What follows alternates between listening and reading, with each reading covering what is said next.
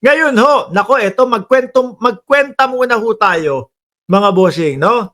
Magkwenta muna tayo bago tayo tumuloy at tumungo doon sa mismong main topic natin. Ang busy. Paalis na naman ho, mga kababayan. Anong petsa na ngayon? A 18 dyan sa Pilipinas o a 19 na ho? No? Bakit? Nako, a 21, a 20 at a 21 ng Setyembre, lilipad, magpa-fly like a butterfly na naman ho ang ating vice presidente. Grabe, tingnan mo, buong taon.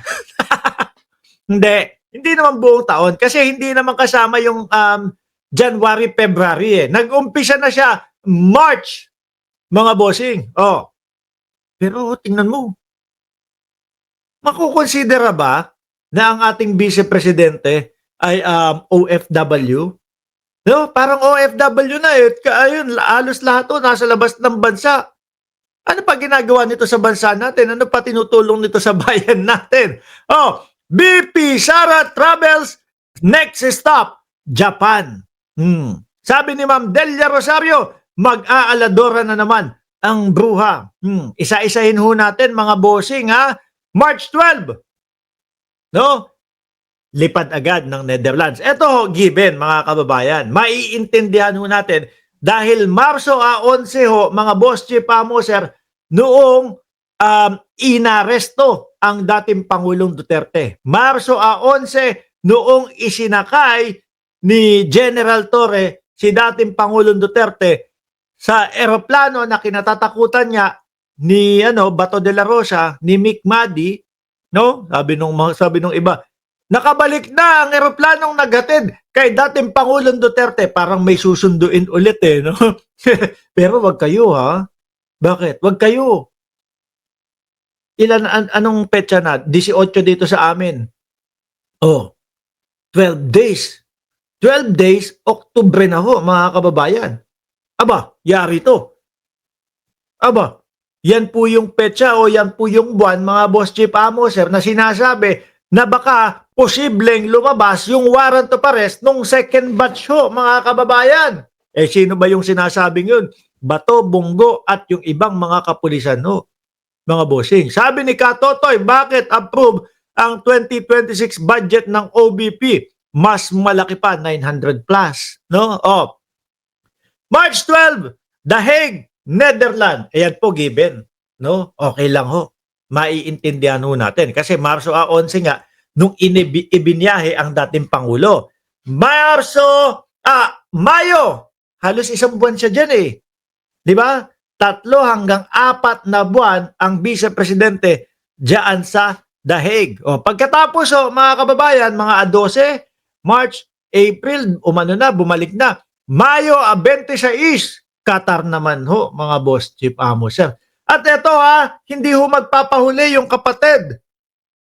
Si Pulong Duterte naman ho, mga kababayan, halos pagkatapos ng pagkakaresto kay dating Pangulong Duterte, 16 na bansa naman ho ang pinuntahan. Diba? Oh!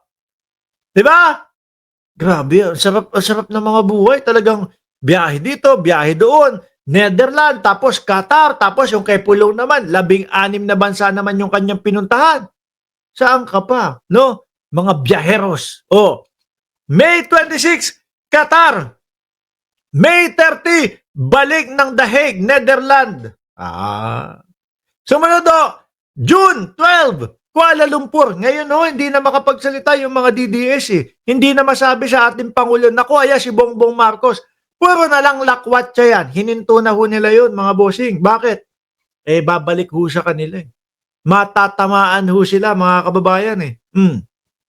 June 12, Kuala Lumpur, Malaysia. June 22, Melbourne, Australia.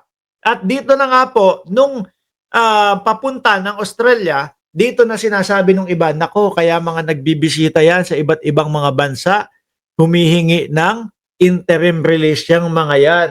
No? Kumbaga, hinihiling nila na kupkupin, tanggapin, at hayaang doon sa bansa na yun, makulong ang dating Pangulong Duterte versus doon sa ICC ho. Yun yung iniisip ng ating mga kababayan. Sa Spanish, make a different banner. O, tuloy. The Traveler daw. Saan ka pa? The Traveler sila. June 22, Melbourne, Australia. July 20, ba talagang May, June, July. O ha? March, April. April lang yung medyo wala. O, pero kasi pabalik pa lang siya galing doon sa dahig sa nung from March 12 na biyahe. O April, umuwi. Pahinga. Jet lag. Isa't ilan, mga 3 o 4 na araw, di ba? South Korea, July 27. Mayat-maya, July ulit. Dahig na naman, lipad na naman. Grabe. Taguan ng pera ng bayan ng Pilipinas na ninakaw nila. Tago sa iba't ibang bansa daw ho. Sabi ni Ma'am Marites Musni. Agosto 15, quiet naman. Grabe. Sana all talaga. August 18, Paris, France. Talagang siguro. Isa ho sa naiisip ko mga kababayan, hanggang ngayon wala pa ding tumatanggap para kupkupin doon sa kanilang bayan ang dating Pangulo. Sino ba naman ho ang kukupkup, mga boss chief amo, sir? Biruin mo naman. Yung mga nakikita natin doon sa dahig, yung mga nakikita natin na ginagawa nila doon sa dahig, mga bossing. Biruin mo, tutungtong sa entablado. Kung ano yung mapagtungtungan nila, kung ano yung matayuan nila, mga kababayan, magiging Duterte ang pangalan ng lugar na yun. Duterte Park, Duterte Street. Diba? Sabi ni Leo Glenn Tumala, mali ka, Sir Mark, baka namamalimos sa mga Pilipinong OFW pangbayad kay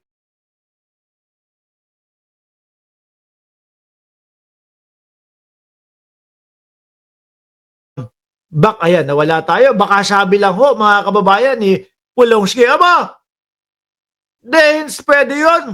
No? Yakang-yaka namin yan. Di ba? Baka sabi ni Pulong, yakang-yaka namin yan. Magkano ang bayad kay Kopman? 150 million per month daw ho. Grabe. Kung iisipin nyo, mga kababayan, kung kukwentahin nyo lang ho yun, 150 million per month, multiply mo sa 10 buwan para mabilis. 1.5 billion. Tapos dagdagan mo ng dalawang 150 million plus 300, 1.8 million. 1.8 billion, mga bossing, ang isang taon kay Kopman. Sabi ni Pulong siguro, ayos lang yan. Sagot ko kayo. Di ba? Ngayon, August 18, Paris, France.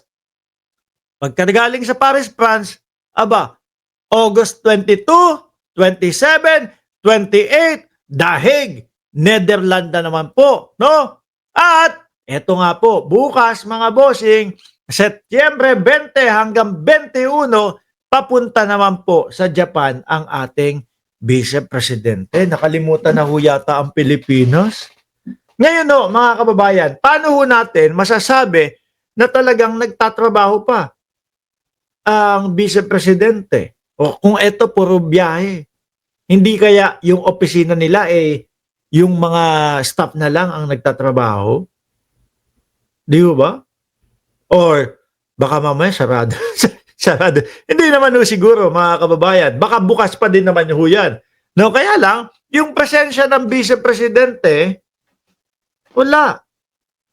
Nandoon ho sa Lakbayaw. Nandoon ho sa Alasat. Nandoon ho sa paglalakbay. Sabi ni Virgie Badiola, magpaampo na sila kasi sa dahig para mawala na ang gulo diyan sa Pilipinas. Yung dahig nga mukhang may papauwiin na yun . Mukhang may iaano na yun . Mukhang, ano tawag dito? Mukhang meron na i-decline na asylum . Sabi ni Caroline Makino, Tokyo daw September 20 at Nagoya September 21. September. October kaya, ano ang biyahe ng Vice Presidente, Sabi ni Edelberto Sandoval, may BP pa ba tayo? Hindi ko alam. Para pong OFW na, mas daig pa po ang OFW, mga kababayan. Biruin nyo. Di ba? Ang tanong, Oktubre, Nobyembre, Disyembre, ano-ano kayang mga lugar o bansa yung pupuntahan ng ating Vice Presidente. Kaya ngayon, hindi po makangaw-ngaw, hindi po iyak yung mga DDS kay Pangulong Bongbong Marcos. Bakit to? Yung sinasabi nila na puro lakbay ang ating Pangulo, hindi na nila masabi.